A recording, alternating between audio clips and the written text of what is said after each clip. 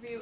Which White House official made the decision to bar the AP reporter from the Oval Office and the diplomatic reception room last night? Well, first of all, let me just set the record straight. It is a privilege to cover this White House. It's a privilege to be the White House press secretary. And nobody has the right to go into the Oval Office and ask the President of the United States questions. That's an invitation that is given. And there are hundreds of outlets on this campus, many of you in this room who don't have the privilege of being part of that pool every single day and getting to ask the President questions. We reserve the right to decide who gets to go into the Oval Office, and you all have credentials to be here, including the Associated Press, who is in this briefing room today. But isn't it retaliatory in nature is the argument, because the reason that the AP was barred, which they said was because they're not using the phrase Gulf of America, they're using Gulf of Mexico in line with their standards. And so the question here is this setting a precedent that this White House will retaliate against reporters who don't use the language that you guys believe reporters should use? And how does that align with the First Amendment commitment that you were just talking about? I was very upfront in my briefing on day one that if we feel that there are lies being pushed by outlets in this room, we are going to hold those lies accountable. And it is a fact that the body of water off the coast of Louisiana is called the Gulf of America. And I'm not sure why news outlets don't want to call it that, but that is what it is. The Secretary of Interior has made that the official designation in the Geographical Identification Name Server. And Apple has recognized that, Google has recognized that, pretty much every other outlet in this room has recognized that body of water as the Gulf of America, and it's very important to this administration that we get that right, not just for people here at home, but also for the rest of the world. Sure. Thank you, Caroline. The prisoner exchange with Russia coming at the same time as the president is now announcing negotiations to end the war in Ukraine. The timing of that is hard to ignore. Was Ukraine discussed as part of this prisoner swap? I was not involved in those discussions, so I can't comment on whether that came up or not. What I can say is that this was a very good deal for the United States of America and for the rest of the world. As you know, we have confirmed that the Russian who will be returning home very soon, Alexander Vinnik, was a non-violent crypto criminal, and as part of this exchange, he has forfeited more than $100 million that he obtained in that illegal crime. And in exchange, of course, we got Mark Fogel, who is a middle school teacher who kissed the American soil, but kissed the ground last night when he returned to the United States of America. It was a great deal and a great day for our country, and I think everybody, regardless of political affiliation, agrees with that. And was Russia made aware ahead of time of the parameters that the administration and Secretary Hegseth was going to be announcing today? The NATO perimeters? Yes. I'm not sure. You'd have to ask Secretary Hegseth in the Defense Department on that, since he announced them. Jackie. Thank you, Caroline. Just to be clear, so when we're listening for a shift in position on U.S. policy, should we only listen to the president and maybe not the Secretary of Defense? Because what he outlined today would represent a shift in U.S. policy. I'm not saying that. I'm just saying I speak for the President of the United States behind this podium, and I will let him discuss that. Can you tell us any more about the next hostage releases? I understand another American's coming out today. Sure. I'm glad you asked. It speaks to President Trump's deal-making ability, and we can confirm the safe release of one American and two individuals from Belarus, one of whom worked for Radio Liberty. Out of respect for the privacy of these individuals, their request, we have no further details to announce on their identities, but we can confirm that one American was released today, and it's a remarkable victory on the heels of Mark Fogel returning to America last night. Anything on who the U.S. might be releasing in exchange? I don't have details on that at this moment. I don't have details on that at this moment. I do know that these three individuals have been released and are on their way home to their respective countries. Ouija. Caroline, thank you so much. Can you explain how President Trump envisions the war in Russia and Ukraine coming to an end?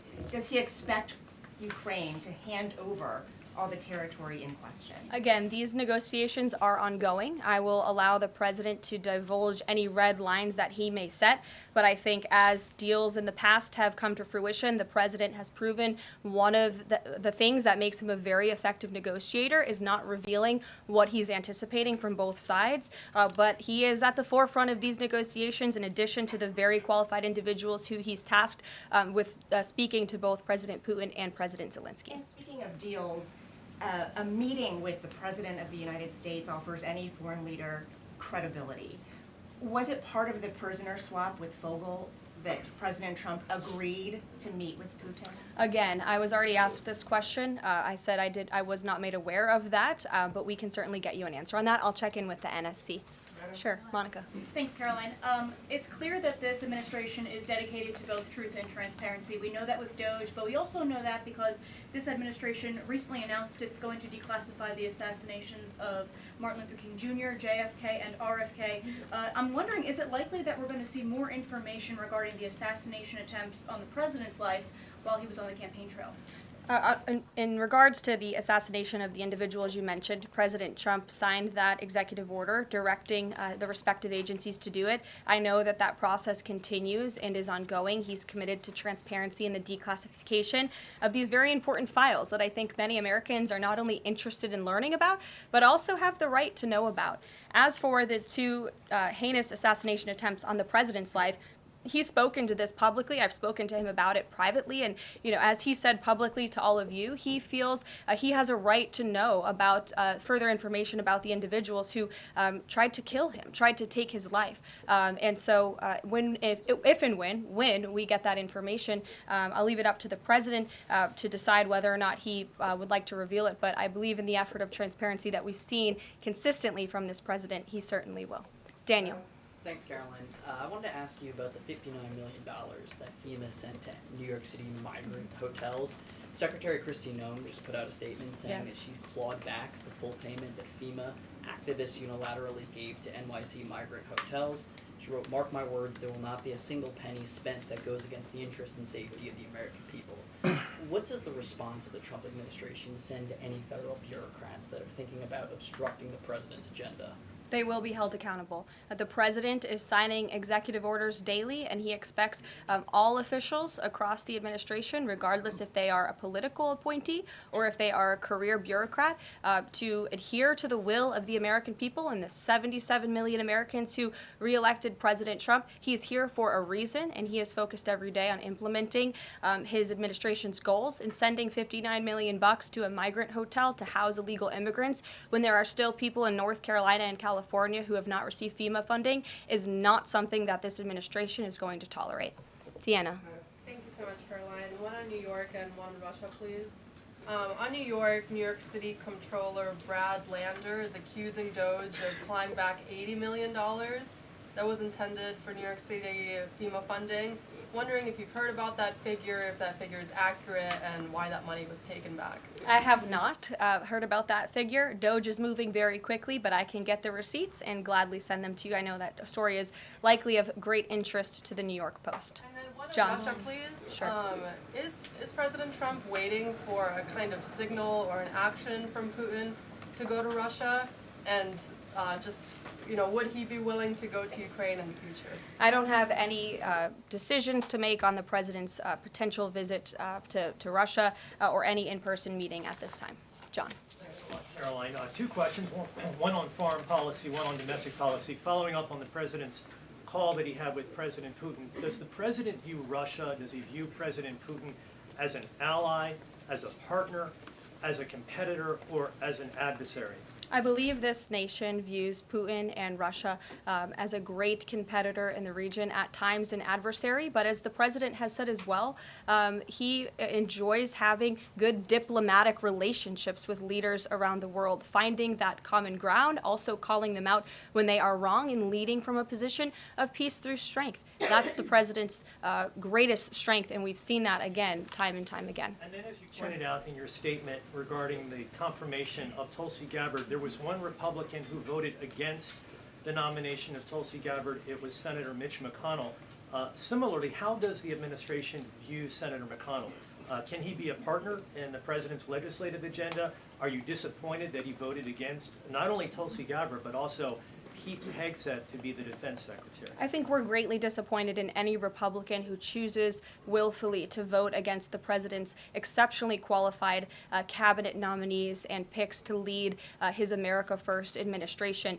Not a single Democrat swayed from voting against President Biden's nominees, and we know how many of them turned out. They turned out to be atrocious at their jobs, leaving America much worse than they were when they took the oath of office. And so I've said it repeatedly from this podium. I addressed it stated at the beginning of my remarks. We expect all Republicans to vote, to stay tough and strong, vote for President Trump's nominees so we can get to work and continue to work very hard to implement this president's agenda.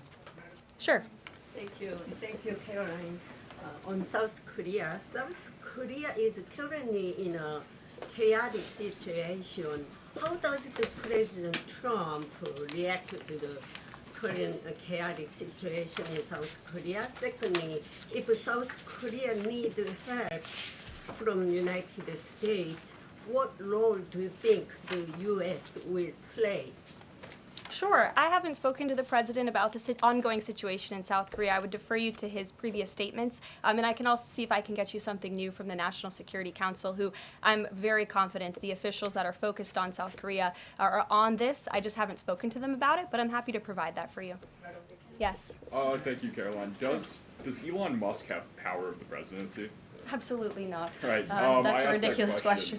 I asked that question because, the Democrats have been hurling insults at Elon Musk, hurling attacks, calling him President Musk. Most recently, Jamie Raskin, the congressman, took it a step further, calling for Musk's impeachment, saying that he somehow usurped the power of the presidency. What's your response? It's utterly ridiculous.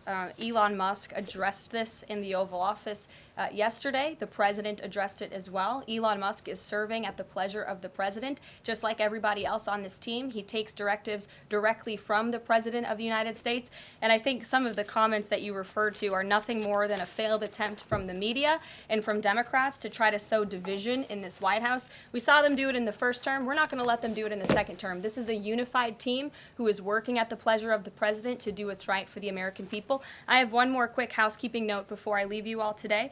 The president wanted me to share with all of you that he had a wonderful meeting with King Abdullah of Jordan yesterday. They discussed many things, including the Gaza Strip and its future at great length. The king would much prefer that the Palestinians stay in place, with the additional land to be used for new development, which would greatly create jobs at levels never seen before. But the president feels it would be much better and more majestic if these Palestinians could be moved to safer areas. I would just add to that the president remains wholeheartedly committed to seeing peace in the Middle East, and our Arab partners in the region have been tasked with coming up with a peace plan to present to the president. That is ongoing. King Abdullah mentioned that yesterday. He also committed to accepting 2,000 sick children from the Gaza Strip, which the president called a beautiful gesture. So the administration continues to work with our Arab partners in the region. We stand closely with our ally Israel, and the president has presented this big, new, bold idea to secure peace in the Middle East, and he is not going to waver from that. And we look forward to seeing that goal of this administration achieved as well. Thank you very much, everybody, and we'll see you very soon. Have a great day. Thank you.